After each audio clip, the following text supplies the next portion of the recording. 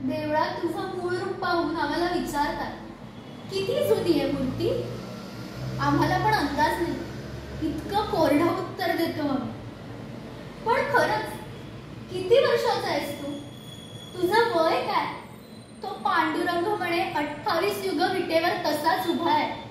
पण तू तू किती वर्ष, किती युग, पिढ्यांसाठी, भक्तांसाठी तसाच बसलायस.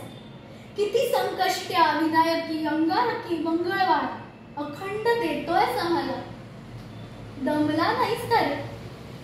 किती वर्ष होतात चंद्राच्या आवरणात? हातपाय अखडले नाहीत तुझे? नव्या पिढीचे नवे विचार तुलाही जाणवतात का? पण तू नाही बोलत कधी, की मिश्किल हसतोस फक्त. आम्हीच म्हणतो दमलो रे बाबा, पण तू दमतोस का हे आमच्या लक्षातच येत नाही. तू नाही म्हणत कधी दमलो रे बाबा.